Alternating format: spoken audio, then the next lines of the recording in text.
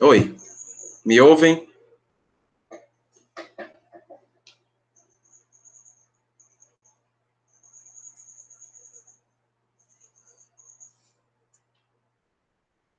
Deixa eu colocar aqui meu fone de telemarketing.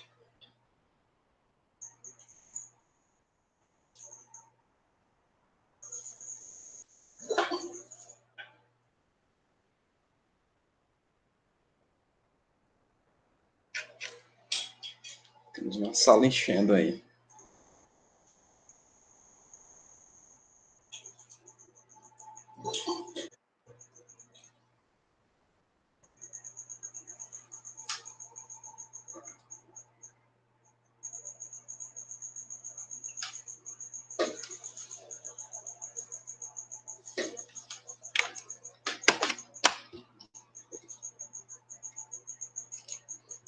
Oi. Então, pessoal, bom dia. Professor George, vamos.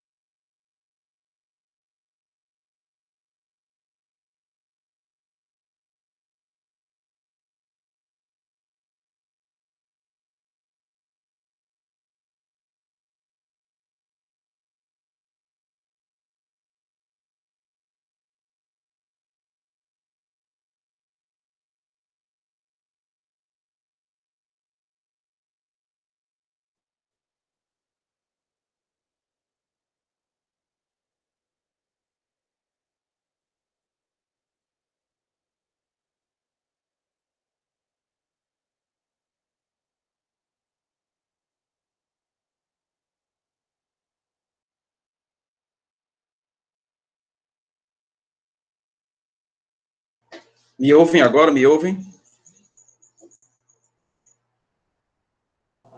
Sim. Pois, bora lá. Não perder muito tempo, não. Antes, deixa eu fazer uma pequena chamada, né, para seguir as ordens, né? Então, ordem alfabética. Adriele, está presente? Presente. Ana Carolina. Presente. Ana Júlia. Bruna Coelho. Bruna Lohane. Agora nós temos Bruna ao quadrado.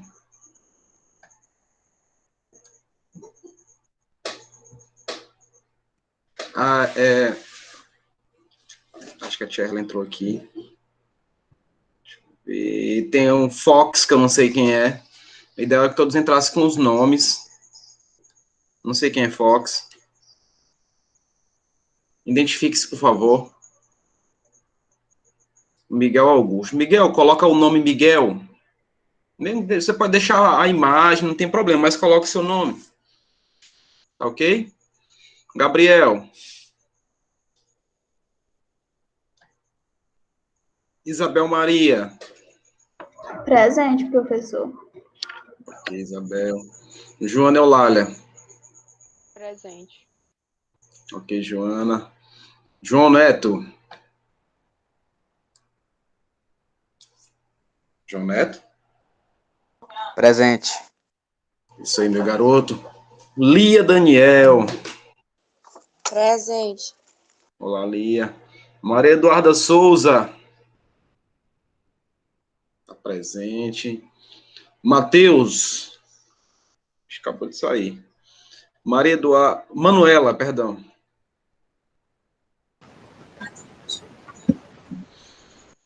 Pedro Henrique. Mas tem o Matheus antes, né? Matheus Vinícius. Pedro Patrício. Presente. Pedro Vitor. Pedro Vitor está presente. Reivla Victoria. Victoria. Ok, presente. Thaís. Não, Thaís Neiva, perdão. Esse farol no meu rosto aqui, não enxergo nada. Tobias. Presente, Tobias. Vitor Oliveira. Então, vamos lá, né? Nós temos presentes 26 alunos. Vou iniciar a parte de solução. Professor, o senhor não me chamou, mas eu estou presente. Daniele Araújo. Desculpa, Daniele, presente, né? Desculpa. Então, crianças, José Alexandre, presente. Então, quem eu não chamei, por favor, pode se acusar que eu vou estar gravando e é um documento nosso, né? Da participação de todos vocês.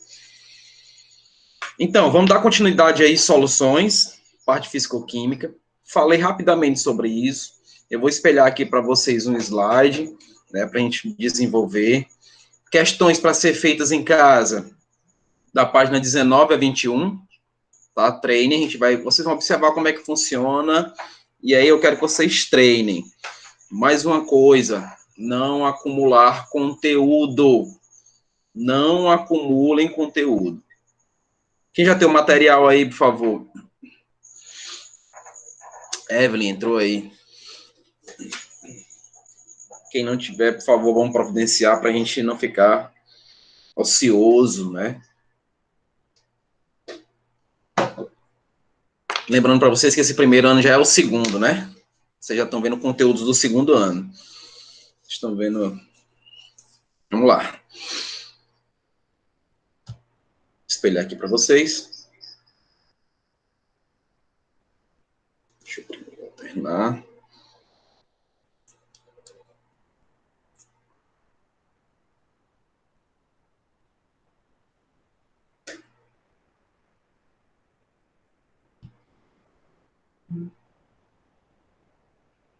Vou esperar agora aparecer.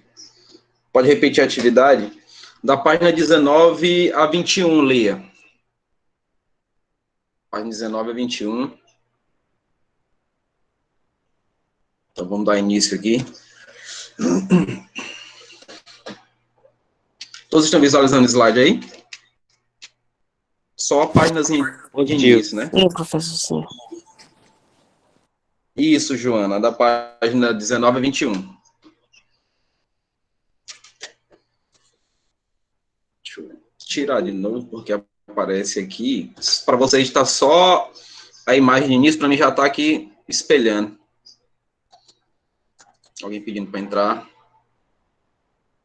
Ashley Dias.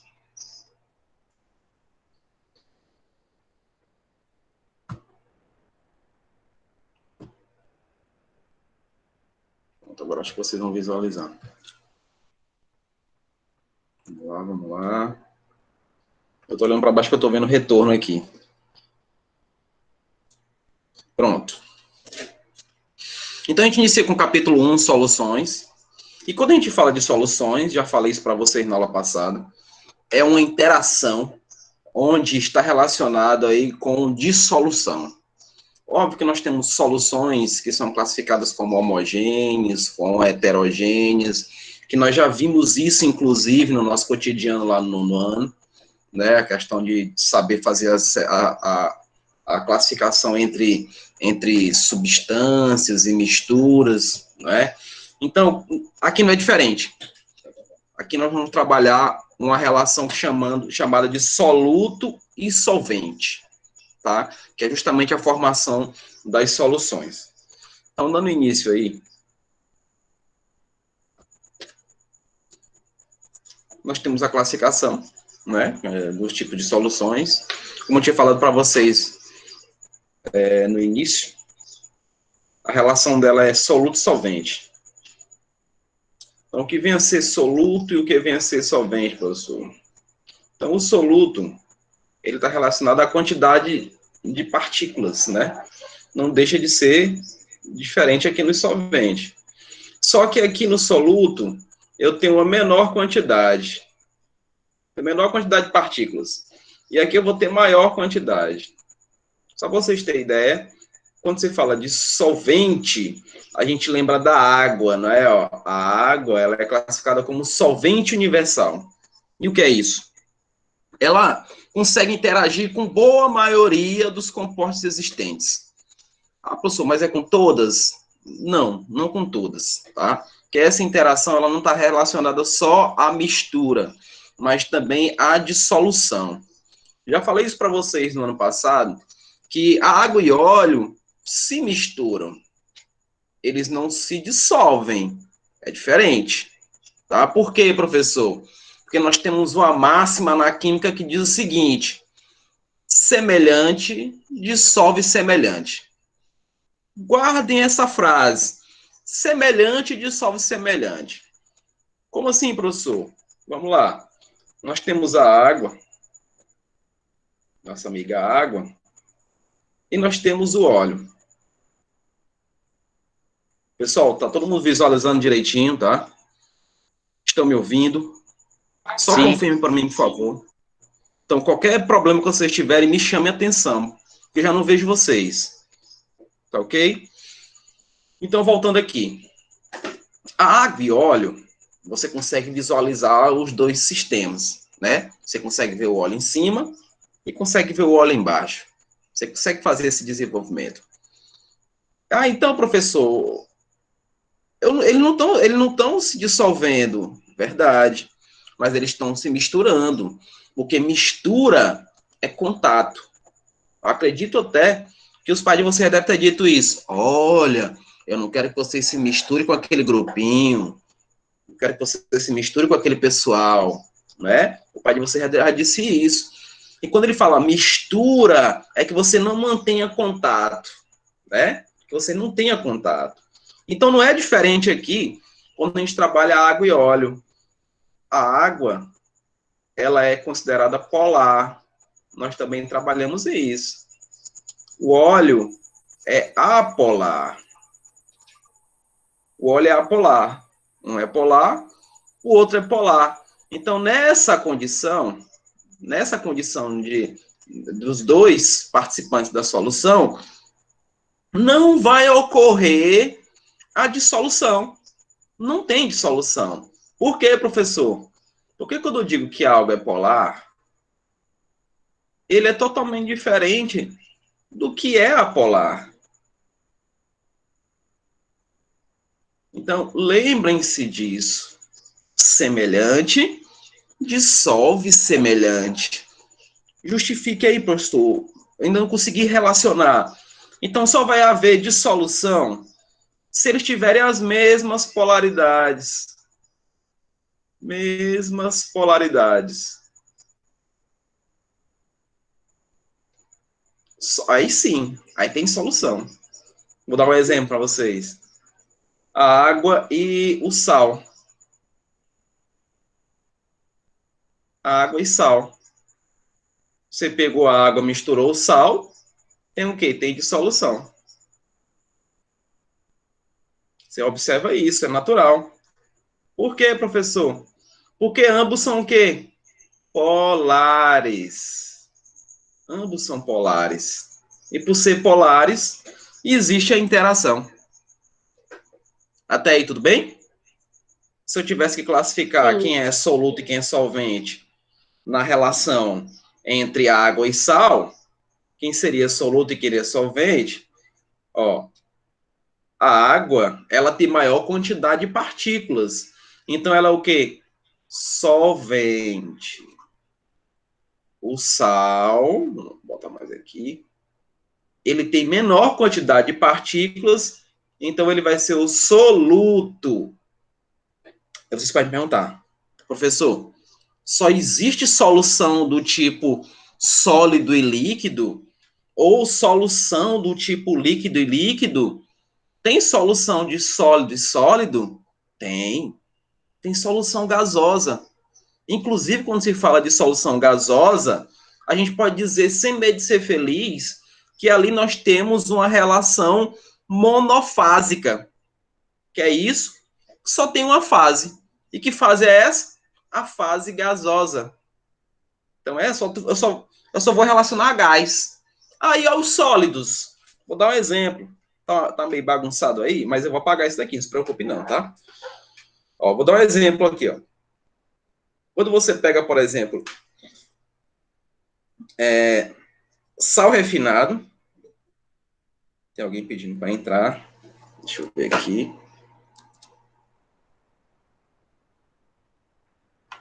Olá, meu querido Vinícius! Um abraço, meu querido. Tá tudo bem, Vinícius? Vinícius, estamos à disposição, tá? Precisar, chame, ok? Precisar de qualquer que eu repita, pode me chamar a atenção, tá bom? Então, ó, o sal refinado mais o açúcar refinado. Todo mundo já viu isso, não já? Todo mundo já viu o sal refinado e o açúcar refinado.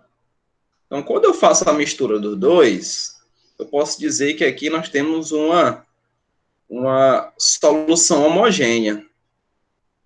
Vocês lembram o que é isso, né? Homo igual, não é? Então, aqui elas são iguais em todos os aspectos, né? Eu não consigo, a olho nu, identificar quem é o sal e quem é o açúcar, até porque são refinados. Mas uma coisa que eu quero que vocês entendam é que está relacionado com a estrutura. O sal, ele tem estrutura cúbica. Eu não sou muito bom em desenho, não, isso aqui. Só lembrar do Leonardo Bello. Não, ele tem uma estrutura cúbica. Já o açúcar, não. Ele não tem forma. Então, para poder identificar um do outro, você não está entendendo, Ana? Eu só estou falando aí da questão da interação de soluções. Que nós temos soluções de que tipo? Nós temos soluções de líquido-líquido. Nós temos soluções de sólido-líquido. E nós temos soluções gasosas. É só isso que eu queria estar relacionando, Ana. Era só isso, tá? Porque eu falei de soludo solvente, falei de mistura, né? Falei das interações existentes, elas podem ser homogêneas ou heterogêneas. Na verdade, o que eu fiz aqui, Ana, foi relembrar o ano passado, para a gente poder prosseguir. Tudo bem? Deixa eu apagar tudo isso aqui. Lembrando a vocês que a aula está sendo gravada, tá? Vocês podem observar, ler, ver de novo, enfim. Vamos lá para o que interessa. Prosseguindo aí, ó. Solução sólida. Os componentes desse tipo de solução, a temperatura ambiente, encontram-se no estado sólido. Essas soluções são denominadas de ligas. Então, ó, essas ligas, eu posso dar um exemplo aqui que vai aparecer com certeza. É o ouro, por exemplo, 18 quilates. Né? O ouro 18 que você tem aí na sua pulseira, no seu anel, no seu colar. Então, é uma liga. Aqui, nós temos o ouro, que é a simbologia AU, ele tem cerca de 75% no ouro, lá no ouro 18. Então, ele vai ter prata, que é o AG, que vai ter aí 12,5%, e cobre, que é o Cu, que também tem essa porcentagem. Mas por que isso, professor? Esse ouro, gente, o ouro, especificamente, ele não é maleável. E uma das características dos metais qual é? Maleabilidade. Falamos isso no ano passado. Maleabilidade. E o que é isso, professor? É a capacidade de se transformar. Nós conseguimos fazer a transformação dos metais, transformar em utensílios que nós vamos utilizar. Tá ok? Então, uma das principais características dos metais. Só que o ouro é uma exceção. O ouro não é maleável. Então, a partir do momento que eu vou trabalhar com ouro, eu vou fazer uma relação com outros metais para poder conseguir fazer esse trabalho específico. Tá? Então, por isso que no ouro 18 eu tenho um prata, eu tenho um cobre, eu tenho outro metal, para que ele fique maleável e eu consiga transformar no anel, consiga fazer um brinco, um colar, não é? Então, está relacionado à natureza. Só que vocês vão observar o seguinte, você olhou o teu anel, olhou o teu colar, você não consegue ver a prata, você consegue ver o cobre? Você não vai conseguir, tá? Porque é uma solução de sólidos. Então, nessa liga aqui, eu posso até dizer que ela é homogênea, né? Ela é homogênea, galera. Por que ela é homogênea? Esse homo, só para a gente lembrar, quer dizer que é igual, né? É igual. Olhou, não consigo dizer quem é quem. Só que aí nós estamos falando de uma solução entre sólidos. Quais são os sólidos aí? É o ouro, é a prata e é o cobre. Então, uma solução sólida representada para a gente aí. Até aí, tudo bem? Olha o exemplo aí, ó. Inclusive, se vocês forem notar, esses exemplos estão relacionados ao nosso material, ao nosso livro. Tá? Então, a gente tem aí uma estátua, né, ó, aproximadamente aí 75 ouro, prata, 25% prata, enfim. Nós temos essa relação direta aí sobre essas ligas metálicas, tá? Que é uma solução sólida. Vamos ver outra aí, ó. Solução gasosa. Os componentes desse tipo de solução encontram-se no estado gasoso. Isso é fato, né? Se são gasosas, tem que estar no estado gasoso. Lembrando que a matéria tem os seus estados físicos, né? É o sólido, é o líquido e é o nosso velho amigo gasoso. O professor li no livro que tem um quarto estado, o plasma. O plasma é realmente o quarto estado. É justamente o que nós chamamos de íons, né? Que sofrem um processo de sublimação, vamos dizer assim. O calor é muito grande e transforma esses íons em gases. Então, eles conseguem trabalhar muito mais rapidamente pela questão de suas interações. Ah, professor, você vai perguntar isso daí para a gente em prova? Não. Até porque eu estou preparando vocês para o Enem. No Enem não fala de plasma. No Enem fala dos 3 estados que nós conhecemos, sólido, líquido e gasoso. Tá? Mas se você quiser dar uma lidinha, ver como é que funciona, pode ficar à vontade. A curiosidade faz o cientista. Tá bom? Então, nós temos aí, ela está no estado gasoso. Toda mistura gasosa é uma solução. Aí você diz, professor, mas como vai ser solução? Como é que eu vou conseguir identificar quem é soluto e quem é solvente? Perdão. Como é que eu consigo identificar? Olha aí, ó. A solução gasosa mais comum é o atmosférico. Nosso principal exemplo.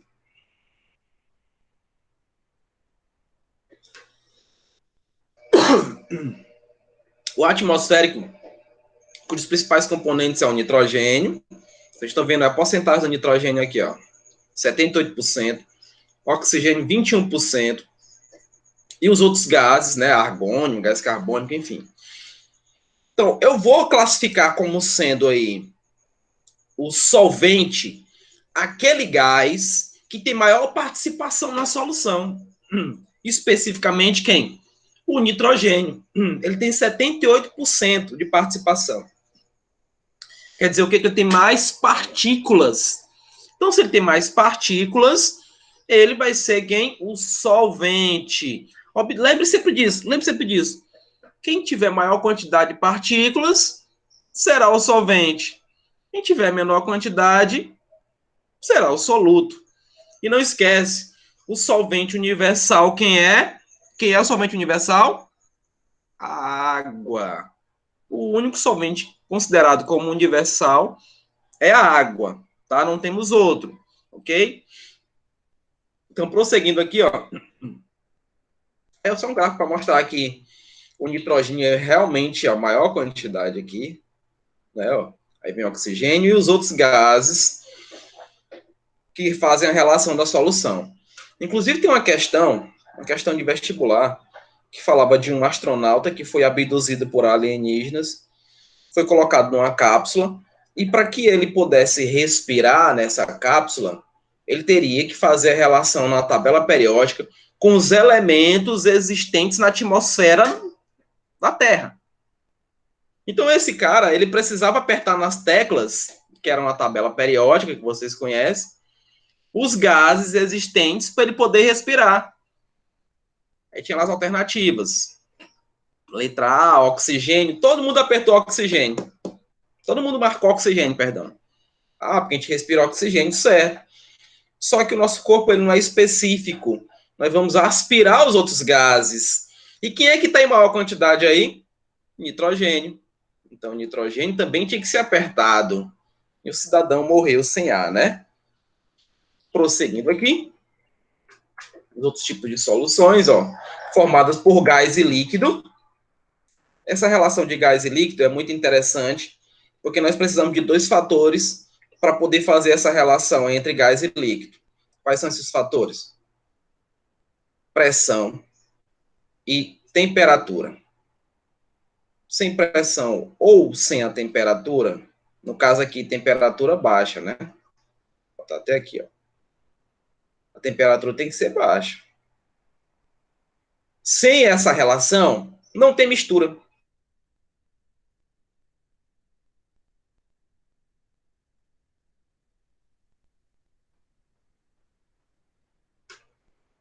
Estão me ouvindo? Travou? Deu uma travada aqui. Tá normal aqui. Travou para mim. Então, prosseguindo aí. Vou remeter, falei, a minha infância. A minha infância. A mamãe me chamava para tomar isso daqui, ó. Simba. Era um refrigerante da época. Simba com pão. E eu sempre disse que a mamãe foi minha primeira cientista.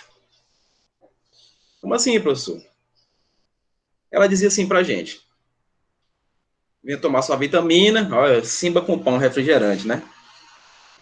E aí, no final de tudo, ela mandava a gente colocar uma colher, aquela colher de adoçar café, no gargalo da garrafa. E mandava a gente colocar na geladeira. Ela, menino, bota aí uma colher e coloca na geladeira. Eu, mãe, mas essa colher, o gás vai passar do lado, vai não? Não, não passa. Faça o que eu lhe disse, coloque na geladeira, que vai ficar tudo perfeito. Beleza. Colocava lá o refrigerante lá. Quando a gente ia tomar de novo o refrigerante depois, tava com gás. Eu dizia, olha, a mamãe foi minha primeira cientista. Só que com o passar do tempo, eu comecei a notar as coisas, né, com o estudo da química, que a relação do gás não sair não era por causa da colher, e sim pela geladeira, que fazia com que a agitação gasosa diminuísse, e esse gás ficasse mais tempo presente na solução. Não é? Então, quando a gente ia tomar o refrigerante depois, que ainda tinha um gás, a gente ficava surpreso. Eu imaginava, meu Deus, será que na colher tem alguma propriedade que segura o gás? Não é? Mas, na verdade, era a temperatura baixa da geladeira. Então, se a gente quer conservar os alimentos, o que é que a gente faz? A gente coloca na geladeira. Não é isso? Porque é a chamada cinética. Que vem a ser isso, professor? A cinética é a parte da química que estuda o movimento das moléculas. Então, a cinética, ela estuda esses movimentos. Então, as partículas, quando tem a temperatura alta, elas estão bem agitadas. Quem nunca viu aí, por exemplo, em festas de aniversário, alguns balões murchos, né? Esses balões que estão murchos é por causa da temperatura. O ar-condicionado lá está bem alto, né? Na questão vamos dizer assim, como o Caboclo fala, de frieza, fazendo com que as partículas do balão diminuam. E aí ele vai murchando. Ele não está vazando. É justamente o movimento dessas partículas que diminuem pela temperatura baixa. Tá? E aí nós temos a chamada lei de Henry, né, que é fundamentada esse tipo de solução. Vou mostrar para vocês aqui, ó. Deixa eu apagar aqui para não atrapalhar vocês, só avisando vocês. Essa parte aqui das partículas. Então, a lei de Henry está aí funcionando. Ó. O efeito da pressão na solubilidade de gases, conhecida como lei de Henry, foi estudado pelo químico, né, William Henry, que falava justamente esse processo que eu falei para vocês. Né? Tem uma formulazinha aí dele. Ah, professor, precisa saber dessa fórmula? É bom que você tenha esse conhecimento diretamente a ela, porque aqui é o que nós chamamos de solubilidade. Vocês estão vendo aqui. Está relacionada à constante de Henry. Essa constante a questão pode fornecer, caso você se depare, é fornecida para a gente. E aqui nós temos a pressão do gás, não é? Então, não é à toa quando a gente vai abrir o refrigerante, faz o tss. Então, aquele barulhinho é a pressão que perdeu força, né? Quando a partir do momento que a gente vai abrindo o refrigerante. E aí, quando abre o refrigerante, instantaneamente o gás passa a ser liberado. Como é que eu vejo isso, professor? As bolhazinhas, né, que vão subindo. Então, aí ocorreu a liberação. Então, já não tenho mais essa solução entre gás e líquido, porque o gás está indo embora. E aí, quando eu coloco lá na geladeira, esse gás vai diminuindo aí a sua perca, né? Vai diminuindo a perca do gás na solução. Pelo fator temperatura. Pelo fator temperatura. Tem uma questão que eu vou trabalhar com vocês aqui, que fala sobre isso. Porque que o salmão, ele procura águas geladas, né? E se você for notar, pelo que eu acabei de falar para vocês, está vinculada pela temperatura baixa e a permanência do oxigênio presente lá. Então, a carne do salmão é uma carne bem oxigenada. Não é à toa que ela é cara, não é não? Vocês aí que apreciam o sushi, é feita com carne de salmão, né? Uma carne bem polposa, né? Com a questão aí da presença de proteínas que nosso corpo necessita, mas é justamente fundamentada essa teoria de Henry, né? Pelo fato da solubilidade entre gás e líquido. Tá ok? Aí quem é que não gosta disso daqui, por exemplo? De manhã cedo, com a pizza de ontem, é maravilha, né? Então, isso daí é a relação direta desse tipo de solução. Passando aí, a Bruna gosta, né, Bruno? Eu vi aí. Também dou valor. Só não tem, né? Porque nesse tempo de pandemia não sobra nada. Ainda continuando com soluções. A influência da reatividade, ó, para o mesmo solvente sobre mesma pressões e temperaturas, a gastrite grita. É verdade. Sob mesma pressão e temperatura, gases diferentes apresentam solubilidade diferentes. Isso é fato. Os gases que reagem com o líquido apresentam solubilidade maior do que aqueles que não reagem. Veja alguns exemplos de solubilidade de 0 grau e 1 atm de 1 litro de água. Vamos ver exemplos aí, ó. São os gases muito comuns, o nitrogênio, que é aquele que tem mais partículas, o oxigênio, o CO2, que está relacionado ao efeito estufa, o gás cloro, o dióxido de enxofre, que também está com o efeito estufa, e o gás amônia. Então, vocês notam aqui, ó, que a solubilidade deles são totalmente diferentes. Esses dois aqui, especificamente, eles nem reativos são. Eles não têm uma reatividade contra os outros. Porque os outros, vocês notam que os valores vão aumentando, né? Olha esse valor aqui, ó, de solubilidade. Mas ocorre reação. Nesse ocorrer reação é que diferencia um gás do outro. Né? Um gás que vai estar inerte, que não está fazendo uma relação direta com outro componente. E aí nós temos que levar em consideração esses fatores. Tudo bem? Vamos aqui prosseguindo, que eu quero fazer ainda atividades com vocês. Soluções formadas por líquidos. No nosso cotidiano encontramos muitas soluções contendo líquidos dissolvidos, né? água oxigenada, todo mundo conhece. Álcool comercializado em farmácia, inclusive que a gente está utilizando hoje, o álcool 70, né? Deixa eu só falar uma coisa para vocês sobre o álcool. Quando você observa na embalagem o álcool 96, o álcool 70, enfim. Então, isso quer dizer aqui que nós temos 70% aqui, e 70% é álcool. Os outros 30% é água. Aí se eu perguntar para vocês em prova isso daí, quem é o soluto, quem é o solvente? O álcool ou a água? O álcool é o soluto.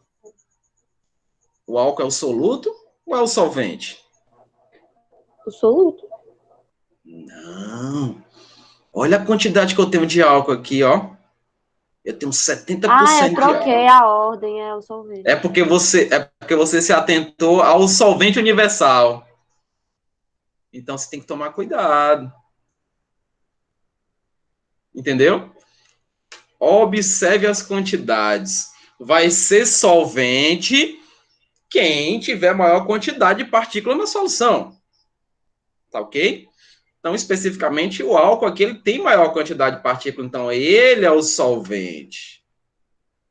Ele é o solvente.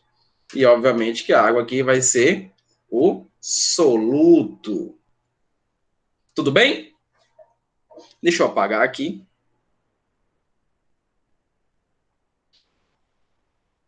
Soluções formadas por sólidos e líquidos, a gente viu ali, né? Nos laboratórios, nas indústrias, em outro, no nosso dia a dia, as soluções de sólidos em líquidos são as mais comuns. Isso aqui a gente tem direto, água sanitária. Na água sanitária ela tem um sal existente lá, né? Tem a presença do cloro, também, né? Forma relacionada, chamado ácido hipoclorito. Enfim, nós temos essa relação direta.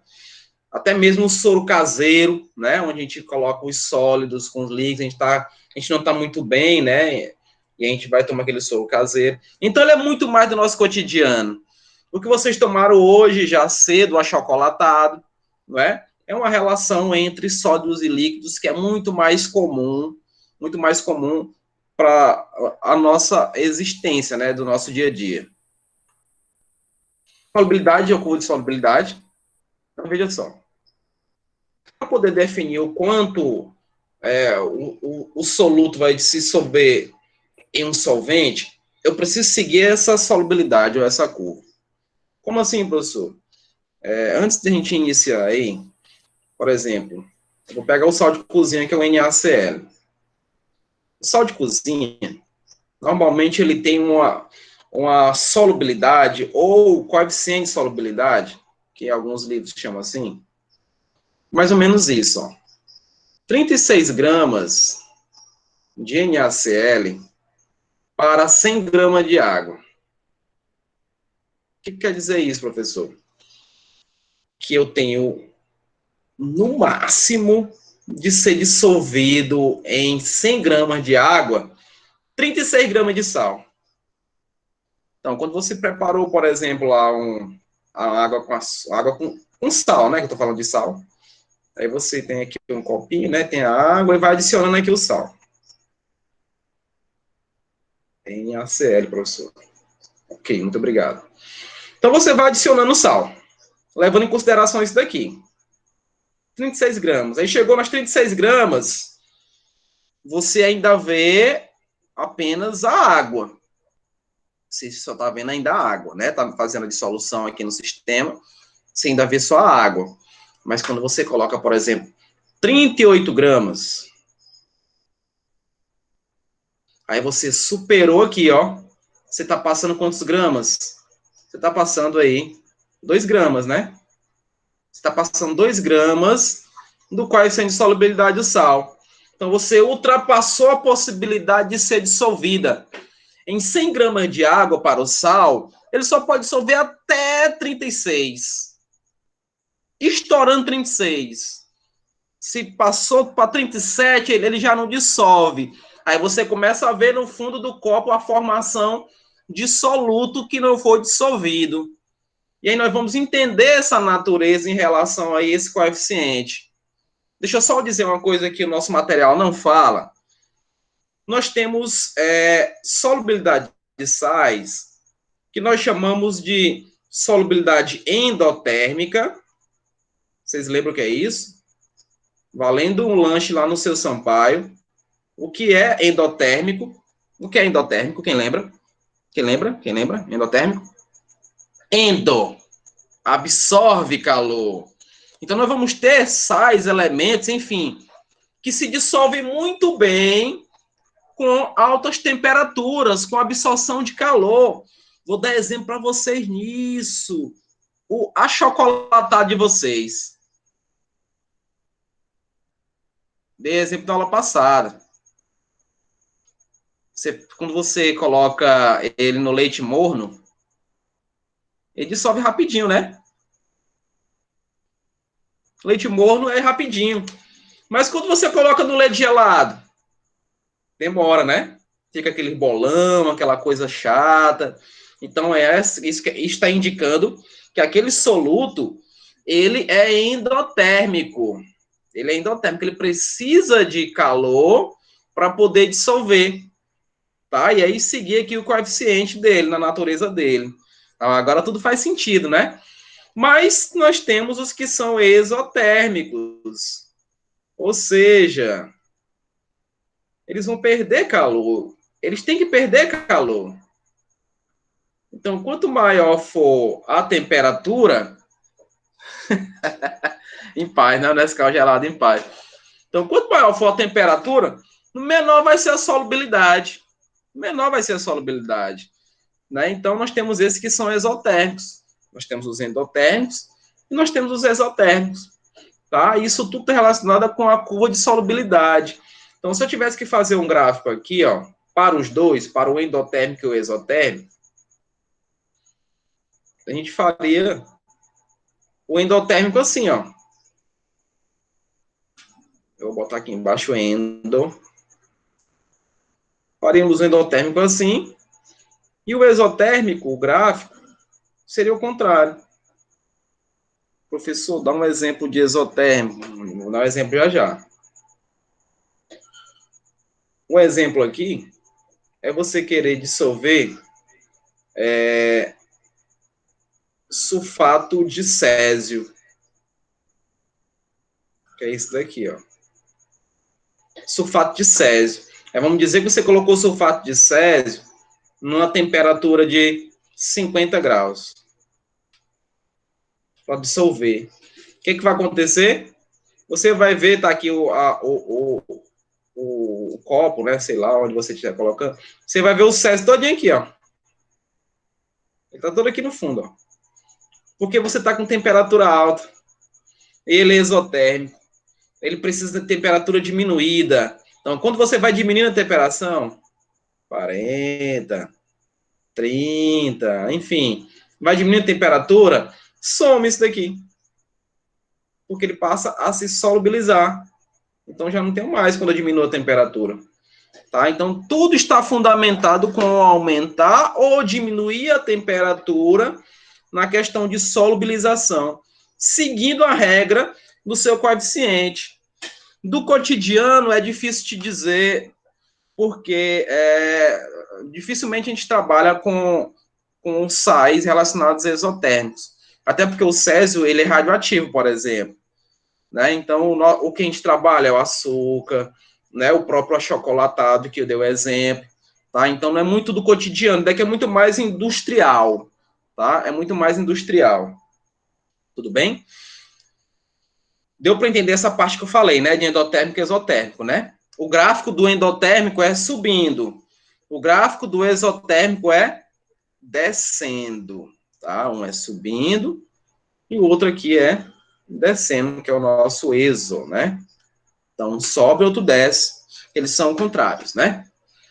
Deixa eu apagar agora aqui, então. Como está gravado, vocês vão ter esse arquivozinho aí. Aqui é um exemplo, né? A sacarose, que é o açúcar, aquele mesmo que a gente gosta de adoçar o nosso cafezinho. Isso é do livro, tá? E nós temos ali o sal. Fazer aí o soro caseiro, né? Fazer o soro caseiro. Então, a gente nota essa interação de solubilidade. Então, veja aí, ó, no finalzinho. Ao compararmos as soluções resultantes entre A e B, normalmente que o sal é mais solúvel que o açúcar. Partindo desse fato, podemos generalizar. Substâncias diferentes dissolvem-se em quantidades diferentes em uma mesma quantidade de solvente, a mesma temperatura. É porque tem a ver com a natureza, né? Só para a gente trabalhar o que está dito aqui, ó. Quando eu falo de NaCl, o NaCl, ele forma os íons, vocês conhecem, né? Forma o íon sódio e forma o íon cloro. Já a sacarose que é o C12H22O11, ela vai formar a glicose, que é o C6H12O6, e vai formar a frutose, que também é C6H12O6. Vocês notam, aqui é como se eu estivesse fazendo apenas uma decomposição, ou simplesmente um enfraquecimento. Esse composto aqui, ele é molecular, é uma molécula. Só tem ligações covalentes existentes aqui. Esse aqui não, ele é iônica, que vocês conhecem muito bem. É iônica, então ela dissolve facilmente na água, né? Tem a formação aí dos seus íons. Inclusive, ela é capaz de conduzir corrente elétrica. O açúcar, não. Então, se você estiver banhando numa banheira com açúcar e alguém, de repente, do nada, derrubou um ventilador ligado, um secador na banheira onde uma pessoa está banhando com açúcar, não vai acontecer nada. Ela não vai ter nenhum tipo de choque. Por quê? Porque não tem cargas elétricas. É diferente do que ocorre no sal. Tudo bem? A quantidade máxima de NaCl que se dissolve em 100 gramas de água, olha o que eu falei para vocês aí, é de 36 gramas. Se passar disso, o que é que vai acontecer na solução? Eu vou ver o chamado corpo de fundo ou precipitado. Então, quando se fala de precipitado ou corpo de fundo, estou falando da mesma coisa, tá? Precipitado ou corpo de fundo é a mesma coisa. Tudo bem? Vamos lá? Aqui é o exemplozinho que eu tinha dado sobre soluções, que é chamada solução saturada. Aí vamos ver, a solução saturada. Solução que contém a máxima quantidade de soluto em dada quantidade de solvente. Então, eu fechei os 36. Ali é o máximo. É o máximo que eu consigo fazer aí a dissolução. É o máximo. Então, ela é considerada como sendo saturada. Por quê? Se eu pego sal, e eu sei que é 36 gramas de sal para 100 de água, mas eu só quero colocar aí na solução 20 gramas. Eu estou ultrapassando o limite aí? Não. Né, ó. Qual o limite máximo de dissolução de sal na água? É 36 gramas. Então, a água vai ficar límpida.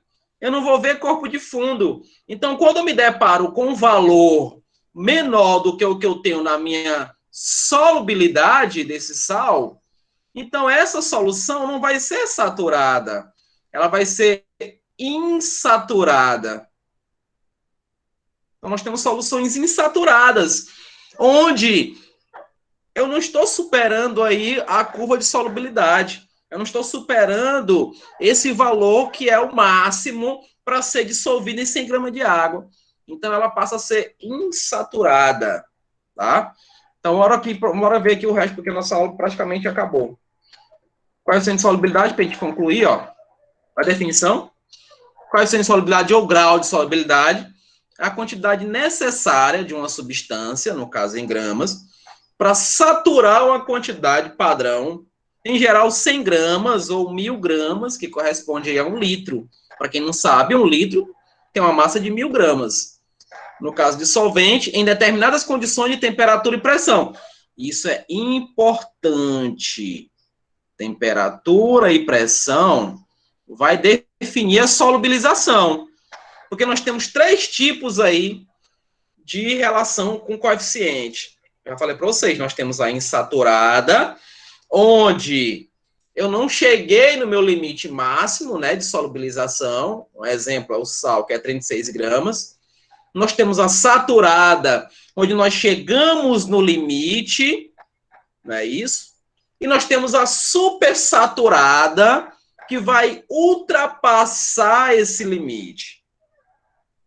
Então, por exemplo, os coeficientes de solubilidade da água a 0 grau, ó, para o NaCl, ele é igual a 355 gramas por litro. Alguém falou, eu vi só uma mensagenzinha para pedir para repetir, mas eu não sei quem foi que falou. Deixa eu olhar aqui no chat. O senhor tem algum canal do YouTube que o senhor indica para revisar conteúdo de novo?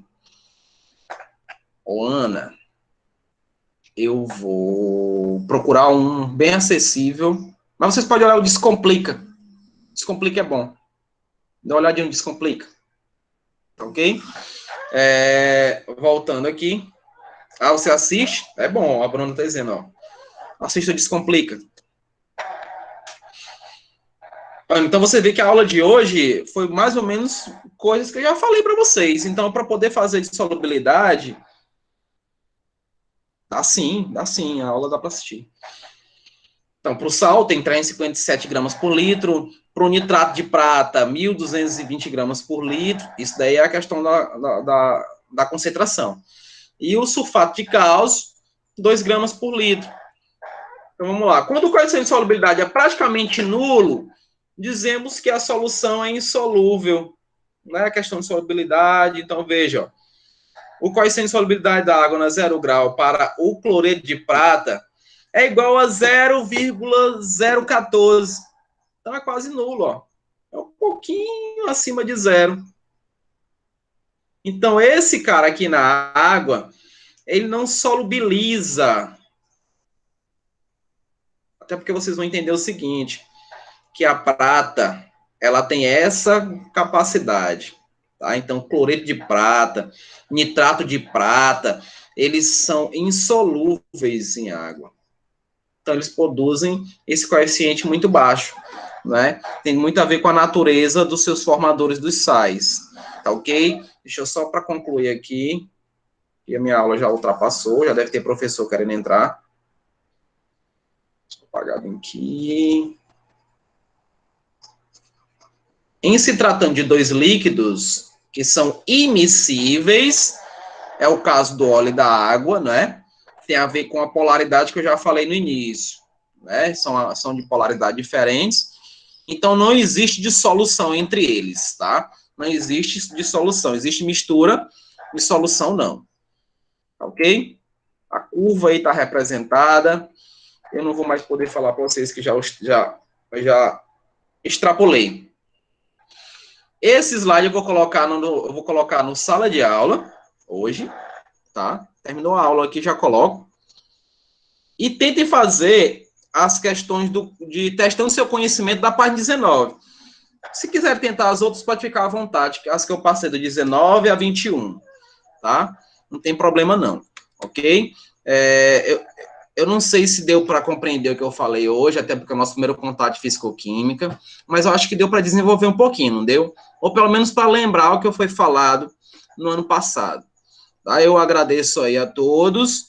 Vinícius, seja bem-vindo, meu garoto, e todos os que estão aí presentes na sala.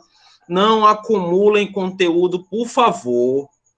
Qualquer problema, qualquer dúvida, procure a tia Erla, que ela fala comigo e a gente tira essa dúvida. Tá ok? Um abraço e até a próxima aula, se Deus quiser. Ainda com soluções, hein? Leiam, tenham curiosidades, tragam questionamentos para a gente poder trabalhar. Eu vou começar a falar de cálculo, hein?